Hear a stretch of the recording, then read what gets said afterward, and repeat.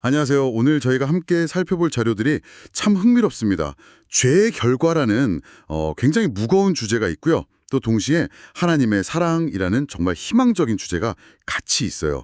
사실 이걸 처음 받고 이게 어떻게 같이 갈 수 있는 개념이지 싶더라고요. 완전 반대 이야기처럼 들리잖아요. 네, 맞습니다. 오늘 자료들의 핵심은 바로 그 긴장감에 있는 것 같아요. 긴장감이요? 네. 한쪽에서는 하나님을, 죄를 절대 그냥 넘어가지 않으시는 공의로운 재판관처럼 그리고요. 다른 한쪽에서는 또 어떻게든 우리를 구원하시려는 사랑의 아버지로 묘사하거든요. 아, 그 두 모습이 충돌하는 것처럼 보이는데. 그렇죠. 하지만 사실은 그 두 모습이 서로를 더 선명하게 만들어주는 역할을 해요. 역사적 사건, 또 신학적인 경고, 그리고 마지막엔 구원의 찬양까지 이 각기 다른 렌즈를 통해서 이 복잡한 관계를 아주 입체적으로 들여다볼 수 있다는 게 오늘 탐구의 가장 재밌는 지점일 겁니다. 좋습니다. 그럼 첫 번째 자료, 역대상부터 한번 시작해 볼까요? 이걸 읽으면서 마음이 좀 무거워졌어요. 9장은 바벨론 포로 생활에서 돌아온 사람들 명단이 쭉 나오잖아요.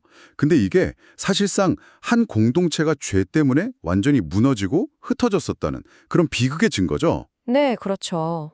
그런데 바로 다음 10장으로 넘어가면 갑자기 이스라엘의 초대 왕 사울 개인의 정말 비참하고 쓸쓸한 최후가 너무 생생하게 그려져요. 공동체의 비극이랑 한 개인의 파멸이 이렇게 딱 붙어 있으니까 그 무게가 와 엄청하더라고요. 아주 중요한 포인트를 짚어주셨어요. 그게 마치 영화에서 관광 렌즈로 전쟁 폐허 전체를 쫙 보여주다가 아, 갑자기 클로즈업으로 한 병사의 얼굴을 딱 비추는 것과 같아요. 9장이 이스라엘이라는 공동체의 거시적인 비극, 그 결과를 보여준다면요. 10장은 그 비극이 어디서부터 시작됐는지를 사울이라는 개인을 통해서 보여주는 거죠.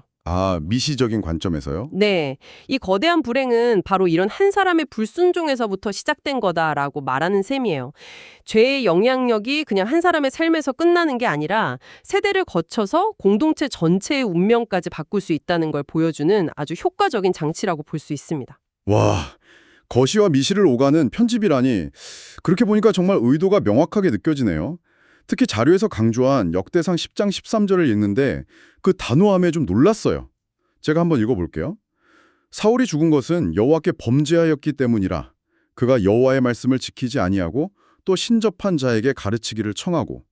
여기서 때문이라고 정말 딱 못을 박더라고요. 맞아요. 뭐 전쟁에서 운이 없었다거나 전략적 실수가 있었다 이런 변명의 여지를 아예 안 주잖아요. 네, 전혀 없죠. 한 나라의 시작을 알렸던 그 위대한 왕의 죽음을 이렇게까지 명확하게 죄의 결과라고 규정하는 게 굉장히 단호하게 느껴졌습니다. 그 단호함이 바로 핵심입니다. 이 구절은 사울의 죽음을 그냥 역사적인 사건이 아니라 원인과 결과가 분명한 신학적인 사건으로 해석하고 있는 거예요. 신학적인 사건이요? 네, 왜 이 모든 비극이 시작됐는가라는 질문에 하나님께 대한 불순종이라는 명확한 답을 딱 제시하는 거죠. 이게 왜 중요하냐면 앞으로 나올 구원 이야기를 이해하기 위한 전제 조건이 되기 때문이에요. 아하, 문제가 뭔지, 그 심각성이 어느 정도인지를 정확하게 알아야 그 해결책의 가치도 제대로 알 수 있잖아요. 역대상은 바로 그 진단의 첫 단추를 꿰맨 역할을 하고 있는 겁니다. 와, 죄의 대가가 개인의 파멸과 공동체의 붕괴라는 걸 확인하니까 정말 무겁네요. 그런데 바로 다음 자료인 히브리서 12장을 보니까 하나님이 사랑하는 자를 징계하신다는 말이 나와서 처음엔 좀 헷갈렸어요. 아니, 방금 전까지 죄의 결과가 그렇게 무섭다고 했는데 징계가 어떻게 사랑의 표현이 될 수 있다는 거죠? 네, 그 부분을 구별하는 게 아주 중요해요. 우리가 생각하는 벌과는 다른 건가요? 맞아요. 히브리서에서 말하는 징계는 파멸시키기 위한 벌이 아니라 바로잡아서 회복시키기 위한 훈련에 가까워요. 훈련이요? 네. 예를 들어서 아이가 불을 가지고 위험한 장난을 하면 부모가 엄하게 꾸짖잖아요. 그쵸. 그게 아이가 미워서가 아니라 사랑하니까 더 큰 위험에 빠지지 않도록 막으려는 행동인 것처럼요. 여기서 말하는 징계도 그런 개념이에요. 우리를 죄 가운데 그냥 내버려 두는 게 아니라 아프더라도 돌이키게 해서 결국엔 의와 평강의 열매를 맺게 하려는 하나님의 아주 적극적인 사랑의 방식이라는 거죠. 책임감 있는 사랑이라는 표현이 확 와닿네요. 네. 세상이 말하는 사랑은 네가 뭘 하든 괜찮아라는 무조건적인 용납에 가깝다면 성경이 말하는 사랑은 네가 잘못된 길로 가는 걸 그냥 볼 수는 없어라는 책임감 있는 사랑에 더 가까운 거죠. 그렇게 징계의 목적이 회복에 있다는 걸 이해하고 나니까 그 다음에 나오는 경고의 메시지가 더 의미심장하게 들리더라고요. 히브리서 12장 25절을 보면 너희는 삼가 말씀하신 이를 거역하지 말라. 땅에서 경고하신 이를 거역한 그들이 피하지 못하였거든. 하물며 하늘로부터 경고하신 이를 배반하는 우리일까 보냐. 사랑을 이야기하다가 갑자기 분위기가 확 바뀌면서 이건 거의 최후 통첩처럼 들리던데요. 하하, 그렇죠. 그게 바로 그 책임감 있는 사랑의 또 다른 얼굴인 거죠. 또 다른 얼굴이요? 네, 사랑하기 때문에 훈련하고 바로잡으려고 하지만 만약에 그 사랑의 손길 자체를 뿌리치고 거부한다면 그 결과는 이전보다 훨씬 더 심각할 수밖에 없다는 거예요. 아, 이 구절은 땅에서 경고하시니, 즉 모세를 거역한 이스라엘 백성도 심판을 피하지 못했는데 하물며 하늘로부터 오시니 바로 예수 그리스도의 은혜를 직접 경험하고도 배반한다면 그 책임이 얼마나 더 크겠냐고 되묻는 거거든요. 와, 이건 협박이 아니라 그렇죠. 은혜의 가치가 얼마나 큰지를 역설적으로 보여주는 장치예요. 엄청난 선물을 받았는데 그걸 쓰레기통에 버린다면 그 행동에 대한 책임은 온전히 자기 몫이 되는 것과 같은 이치죠. 그렇군요. 그래서 이 경고는 사랑이 없어서가 아니라 오히려 그 사랑이 얼마나 진지하고 절박한지를 보여주는 강력한 증거라고 할 수 있습니다. 지금까지는 개인의 죄나 은혜에 대한 경고를 주로 다뤘는데 세 번째 자료인 아모스 6장을 보니까 이 문제가 사회 전체로 확 커지더라고요. 네, 스케일이 달라지죠. 뭐 상하 침상에 눕고 비파 소리에 맞춰 노래하고 최고급 기름을 몸에 바르고 겉으로 보기엔 정말 풍요롭고 평화로운 시대인데 말이죠. 그 이면에서는 정의가 짓밟히고 가난한 사람들이 고통받고 있었다는 고발이잖아요.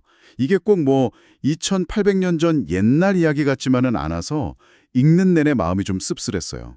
정말 그렇죠. 아모스의 메시지가 시대를 초월해서 오늘날 우리에게도 날카롭게 들리는 이유가 바로 그거예요. 그가 비판했던 아니라인 자들의 모습이 오늘날 소셜미디어에서 명품이나 파인다이닝 과시하면서 정작 사회적 약자들의 고통에는 무관심한 일부의 모습과 정말 놀랍도록 겹쳐 보이거든요. 아, 정말 그러네요. 아모스는 개인의 도덕적 타락을 넘어서 그런 개인의 탐욕이 모여서 어떻게 사회 시스템 전체를 부패시키는지를 정확하게 짚어냈어요. 부유층은 더 부유해지기 위해 약자들을 착취하고 법은 그들의 편에 서서 불의를 정당화해주고 이런 구조적인 죄가 만연한 사회는 스스로 정화할 능력을 잃어버렸기 때문에 외부의 충격, 즉 하나님의 심판을 피할 수 없다는 게 아모스의 핵심적인 진단입니다.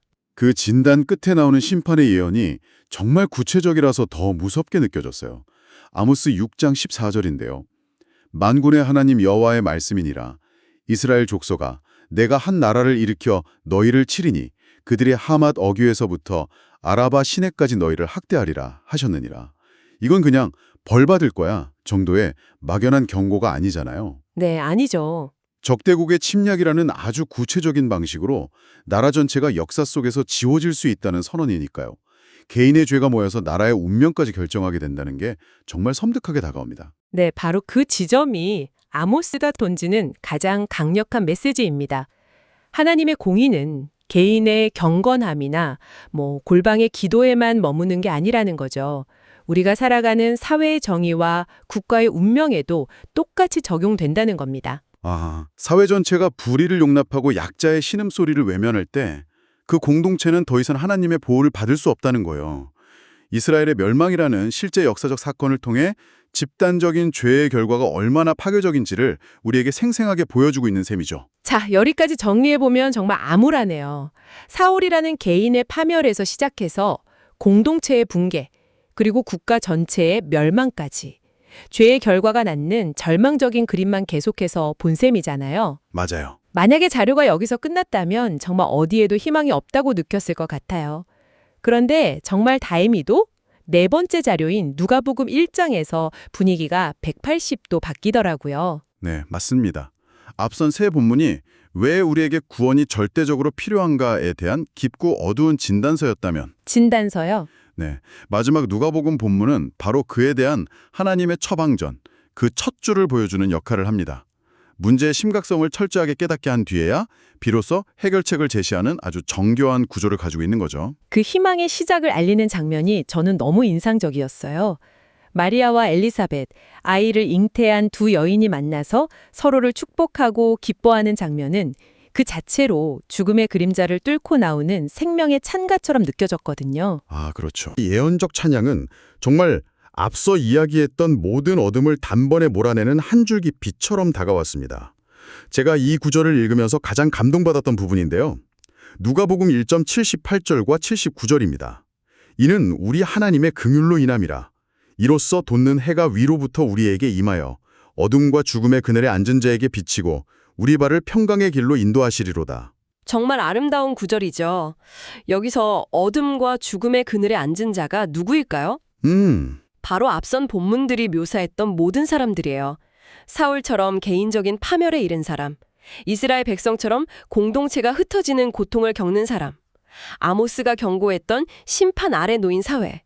그 모든 절망 속에 앉아있는 우리를 가리키는 거죠. 맞아요. 바로 우리요. 그런데 그들을 향해서 돋는 해가 비친다는 이미지가 너무 강력하게 다가왔어요. 네. 이건 그냥 어둠 속에서 손전등 하나 비춰주는 정도가 아니잖아요. 밤이 끝나고 아예 새로운 아침이 오는 거니까. 완전히 새로운 시작을 의미하는 것처럼 느껴졌어요. 정확해요.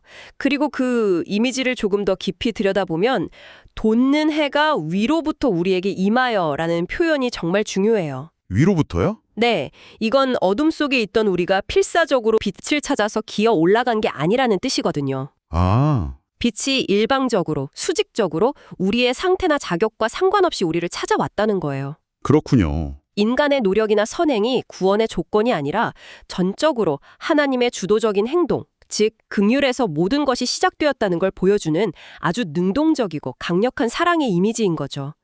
앞서 이야기된 모든 죄의 결과를 해결하기 위한 하나님의 계획이 그렇게 시작된 겁니다. 오늘 저희가 함께한 여정을 돌아보면 사울의 죽음과 이스라엘의 멸망이라는 죄의 냉혹한 현실, 그 깊은 골짜기에서 출발했던 것 같아요. 네, 그랬죠. 그리고 은혜를 거역하지 말라는 그 아찔한 경고의 능선을 지나서 마침내 모든 어둠을 이기는 돋는 해와 같은 하나님의 긍휼이라는 높은 산봉우리에 도달한 것 같네요.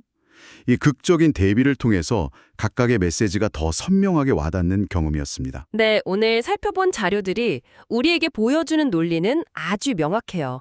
어둠이 얼마나 깊고 차가운지를 알아야 작은 촛불 하나의 온기와 밝음이 얼마나 소중하고 경이로운지 알 수 있다는 것과 같죠. 아, 절망의 깊이를 알아야 희망의 높이를 안다. 바로 그거죠.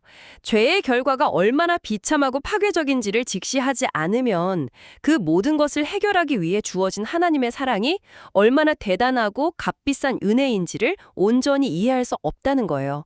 절망의 깊이를 알아야만 비로소 희망의 높이를 제대로 가늠할 수 있다는 아주 중요한 통찰을 우리에게 주고 있습니다. 정말 중요한 통찰이네요.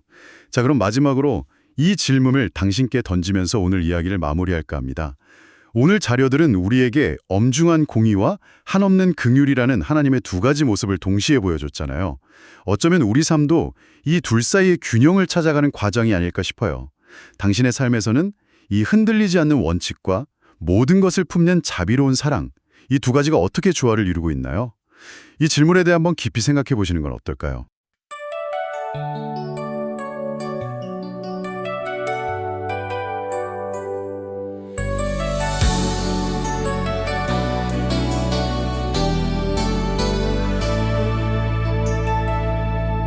사울의 불순종과 죄악의 길,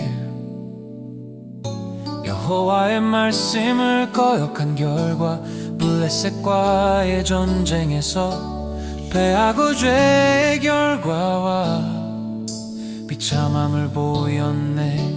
오, 죄의 결과는 비참하고 혹독하나 죄를 처리하시기 위한 하나님의 사랑은 영원하네. 은혜를 거역하지 않도록 경고하시니 어둠 속에서도 평강의 길로 인도하시네. 하늘로부터 경고하신 이를 배반할까? 히브리 히브리서의 말씀은 우리를 깨우치네. 사랑하는 자에게 징계를 주시는 주님, 은혜를 거역한 자들에게 엄중한 경고를 하시네. 오, 죄의 결과는 비참하고 혹독하나 죄를 처리하시기 위한 하나님의 사랑은 영원하네. 은혜를 거역하지 않도록 경고하시니 어둠 속에서도 평강의 길로 인도하시네. 안락함에 도취되어 불의를 행한 이스라엘, 죄의 결과로 인한 멸망을 피하지 못했네. 하마덕 위에서 아라바 시내까지 주의 심판은 온 이스라엘을 덮었네.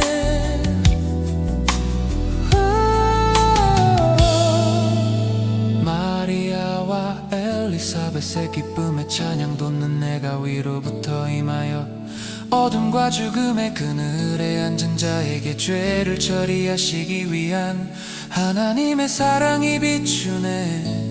사울의 비참한 최후를 기억하고 하나님의 엄중한 경고에 귀 기울이네. 그러나 죄를 처리하신 주의 사랑으로 평강의 길로